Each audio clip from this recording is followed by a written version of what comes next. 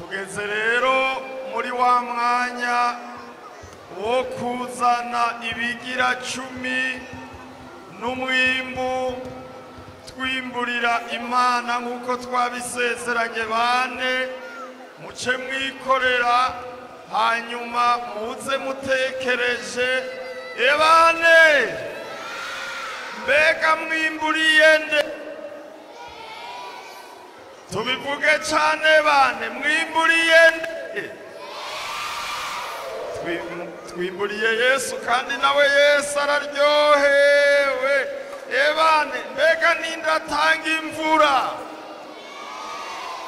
Yesu ni watanga imvura niwe aduha ibigori n'ibiharagi ibitoke byinshi cyane ni Yesu abiha tugira rero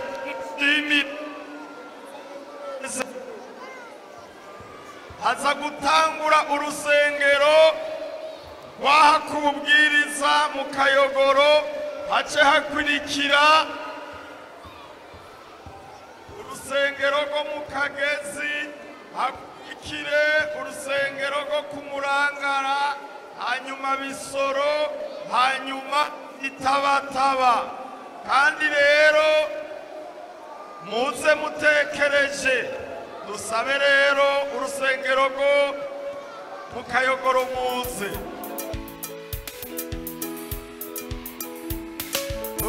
biremera muri Yesu biremera ibyananiranye muri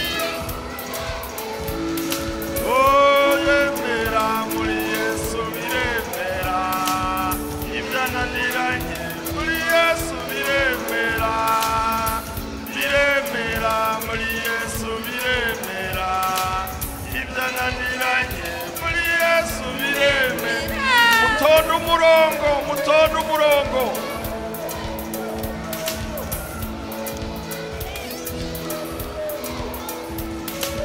biremera muri Yesu biremera ibyananiranye muri Yesu biremera biremera ibyananiranye muri Yesu biremera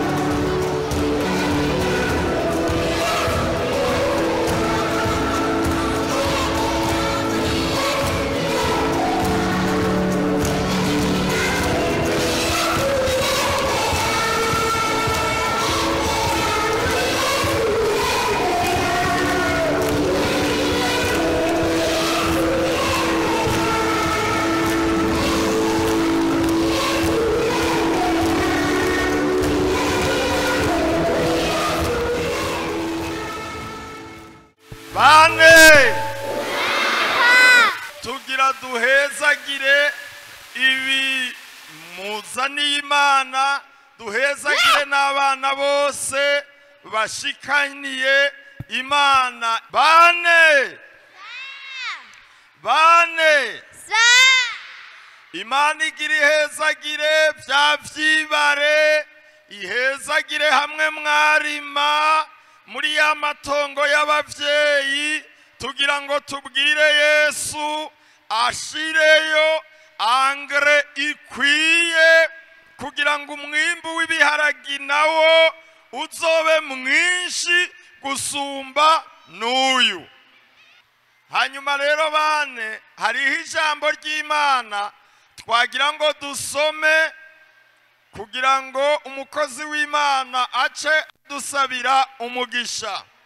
Mu Migani, some Imigani, igitabo c'Imigani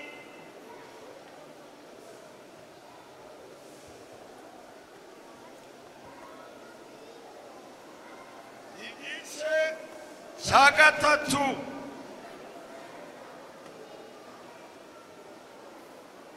umurongo w'icenda.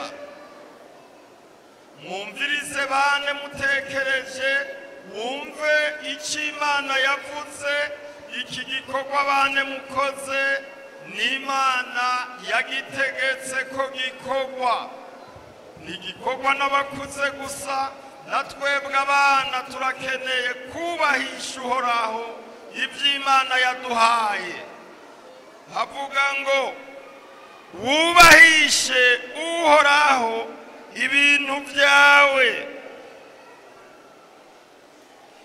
bo n'umushuzo w'ivyeze byawe byose, niho ibigega byawe bizokuzura vyongerekane, kandi n'amato yawe azosesekara umutobe. Imana nishimwe cyane. Bane, Imana ivuga ngo mwubahishe Uhoraho ibintu byose Imana yaduhaye, ngo niho ibigega hariya mu bubiko bwo muhira ngo hazokuzura. Bane, tubahishe Uhoraho ibigori, ibiharagi. Mbega bane, ni bande bafise inkoko? Abana bafise inkoko, shira intoki hejuru. Tuzogira n'umwimbu kandi w'ibitungwa, aho tuzozana inkoko, impene, intama n'inka zogera igihe muzironke. Bana, turabashimiye ijambo ry'Imana uko rivuga murarishikije. Nico gituma twagira dusabe wa mukozi w'Imana kuva mu ishengero ry'Igitega hariya mu Magarama abasabire umugisha. Imana ibahezagire, turamuhaye kazi. Dusenga Imana bane mu izina rya Yesu Kristo umunyanazareti. Turagushimiye kuraba abana watahujira ibanga, iri banga ryo kuzana umushuzo mu ndimiro kuvyeze, kandi cagezwe c'Imana niko kivuga. Baraje rero kugira ngo bahezagize vya vyibare vyabo, bahezagize ya matongo y'abavyeyi, bahezagize aho bakuye, kuko amasezerano y'Imana ariko avuga. None rero natwe turasenza Imana, aba bana aho bakuye uyu mwimbu, uca ugenda hariya muri hariya matongo no muri biriya mwami biriya vyibare vyabo, uhasuka umugisha mu izina rya Yesu.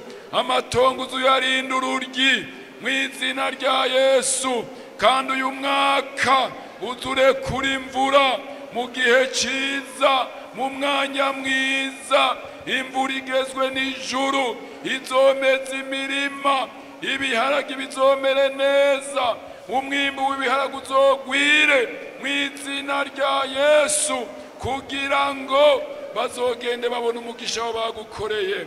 bazogende babona umugisha wa bakurikije icagezwe c'Imana mu izina rya Yesu.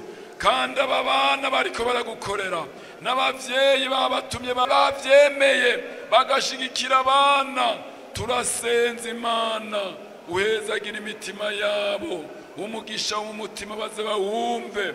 Aba bana bazokurire mu ishengero bubaha icagezwe c'Imana kandi uzobaha iherezo ryiza. Urakoze, turagushimiye kuvyumvise kandi kubikoze mu izina rya Yesu Kristo umunyanazarete. Amen. Hanyuma rero bane twagomba tubashimire, dushimira abana mwese mwimburiye Imana, mwese Yesu abahezagire.